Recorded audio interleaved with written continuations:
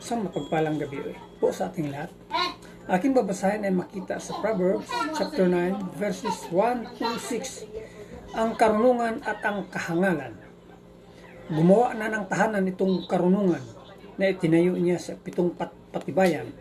Nagpatay siya ng hayop, nagtimpla ng inumin. Ang misa ay nihanda punong-puno ng pagkain.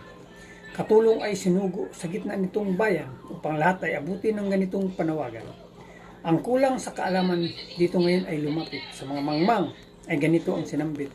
Halik kayo, inyong kainin ang pagkain ko at tunggain ang inuming inilaan ko sa inyo. Lasanin ang kamangmangan upang kayo ay mabuhay at ang landas ng unawa ang takin at daanan. Yan lang po, maraming salamat. Purihin ang Panginoon sa kanyang banal na salita. God bless. Isang mapayapang gabi po sa ating lahat. Ang aking po ibabahagi ngayong gabi ay mula po sa Aklat ng Kawikaan, Kabanata 9, sa talata 7 hanggang 9, ito po ang nakasaad. Ang pumupuna sa mapangutya ay nag-aani ng pagdusta, ang nagtutuwid sa masamay nagkakamit ng alipusta. Punahin mo ang mapangutya at magagalit pa sa iyo, ngunit payuhan mo ang matalino at iibigin ka nito.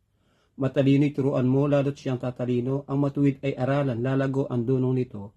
Ito po ang nakasaad sa banal na kasulatan. Ibigay po natin lagi ang pinakamataas na papuri, pasasalamat sa ating Amang Lumikha. Amin. Magandang gabi po sa ating lahat. Ang aking babasahin ngayon ay makikita sa Proverbs chapter 9 verses 10 to 13.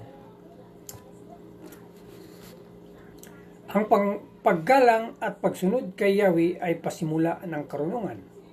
Ang pagkikilala sa banal na Diyos ay may dulot na kaalaman. Sa pamagitan ko, haba ang iyong mga araw. Dahil sa aki, lalawig ang iyong buhay. Kung mayroon kang karunungan, mayroon kang pakinabang. Ngunit ikay magdurusa kapag siya ay tinanggihan. Ang nakakatulad nitong taong mangmang, babaeng magaslaw at walang kahihiyan. Yan lang po. Purihin ang Panginoon. God bless. Hello po, ang Bible verse ko po today is from the book of Proverbs, chapter 9, verses 14 to 15. Lagi siyang naroon sa pinto ng kanyang bahay o sa lantad na bahagi ng lansangan nitong bayan. Bawat taong nagdaraan na kanyang masulyapan ay pilit na tatawagin at kanyang aanyayahan. Amen. Ang mabuting balita ng ating Panginoon.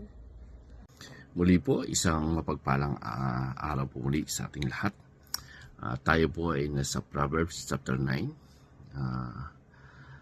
At ang ating pong babasahin ay mula po sa 13 to 16. Sabi po dito, ang kamangmangan ay katulad ng isang babaeng maingay, hindi marunong at walang nalaman.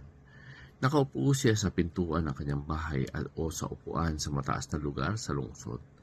At tinatawag niya ang mga dumadaan na papunta sa kanilang trabaho. Sabi niya, halika rito kayo mga walang karunungan, at sinabi pa niya, sa walang pangunawa. Mas masarap ang tubig na ninakaw at mas masarap ang pagkain na kinakain ng lihim. Ngunit hindi alam ng mga taong pupunta sa kanya na sila ay mamamatay. Ang mga nakapunta na sa kanya ay naroon na sa libingan. So, purihin po muli ang Panginoon sa pagkakabasa po ng kanyang salita. God bless everyone.